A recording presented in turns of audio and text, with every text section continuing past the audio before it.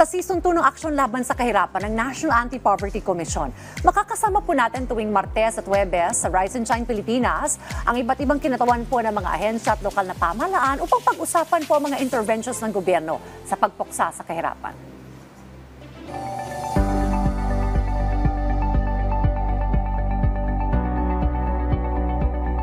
At sa ating bagong season, tututukan po natin ang convergence o yung pagsasama-sama po ng mga programa at stakeholders sa patuloy na pagpapaunlad ng mga komunidad at pamayanan. Makakakwentuhan po natin ngayon dito sa ating programa si Council Member Vicente Valos mula po sa NAPSI, National Urban Poor Sectoral Council, upang talakayin ng mga isyong kinakaharap po ng sektor ng mga maralitang tagalunsod sa usapin ng pabahay. Good morning po, sir. Magandang umaga. Magandang umaga po. Alright.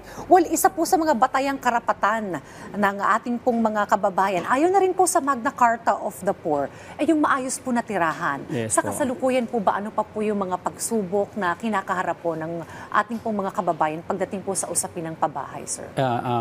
Maganda po yun, yung mga issue na kinakakarap. Kasi pag nagkakaroon po ng mga dialogo, ang tawag sa mga maralita, informal sectors. So sa simula pa lang, nagsisimula pa lang yung pag-uusap, nandun na yung discrimination.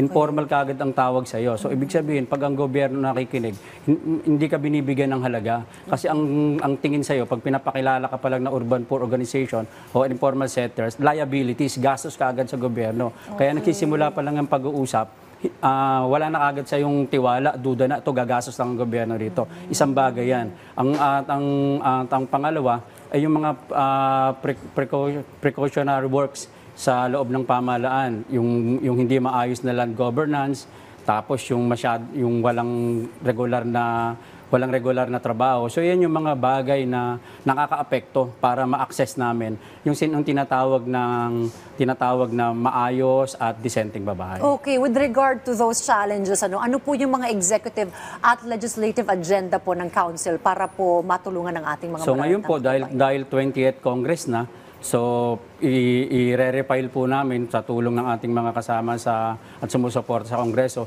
yung JARA. Ito po yung Just and Humane Resettlement Act na nagsisiguro na maayos ang lilipatan ng mga maralita kung merong mga eviction sa kanilang mga lugar. At isa pa dito, yung pinail ni Kong Laila, yung ang House Bill 3359, ito yung pag-institutionalize ng NCTA, On-City Near-Site People's Plan Bill na nakaangkla doon sa People's Plan, na ang sinasabi namin dito sa batas na ito, ang pabahay ay isang karapatan at hindi ito commodities, kaya dapat hindi pinagkakakitaan. Okay, nabanggit mo yung maayos at disenteng malilipatan. Paano ba natin yun isasalarawan, sir?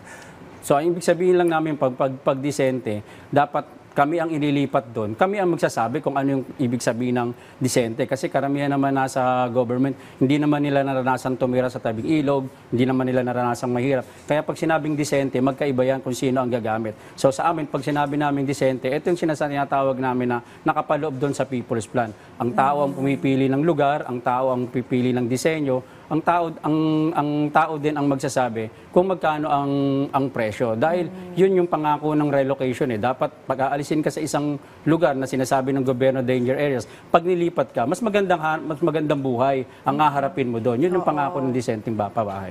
Kasi ang hirap din namang lumipat ka sa isang lugar.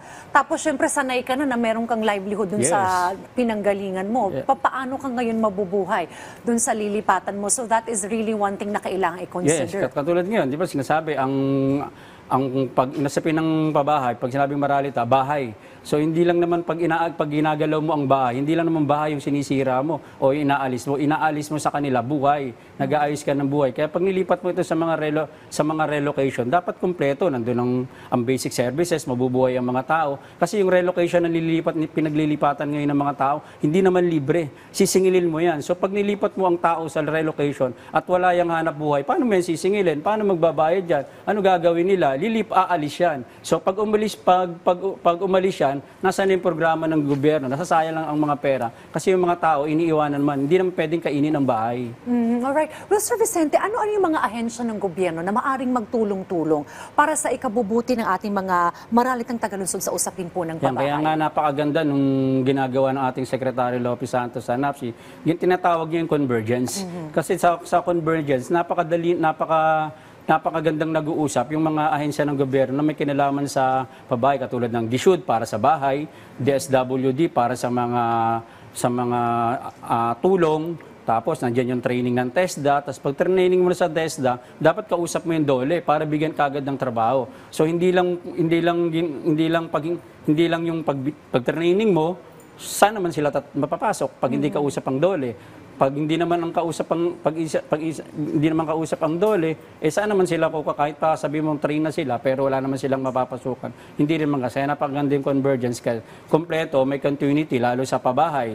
Lalo sa atin kasi pag nagkakaroon ng eleksyon, nagpapalit ang administrasyon, yung programa ng pabahay ng dating administrasyon hindi na itinutuloy. So walang continuity, nagagastusan lang ang gobyerno kasi nagpapalit-palit. Samantalang kung mayroon niyang convergence, align doon sa ating Pangulo yung mga gagawin ng mga ahensya ng gobyerno. Pero kung walang convergence, wala yan, magkakanya-kanya yan. Oo. Tsaka mahalaga rin talaga yung pag-uusap ng mga, for instance, yung ating po mga maralitang tagalunsod, doon po sa mga kinatawan ng mga ahensya ng gobyerno. Yes, napakahalaga po yan kasi dapat ang mga kinatawan ng gobyerno sumusunod sa Pangulo.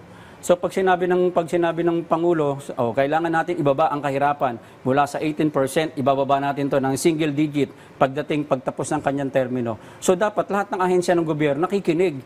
Lahat sila, ang focus nila, paano ba natin babawasin to? Kasi ito yung marching order ng Pangulo. Pag hindi yan sila nag-uusap, magkakanya-kanya sila ng diskarte. So ang apektado doon, kami mga maralita. Kasi lalo ngayon, nagpapanahonan ng pagbaha.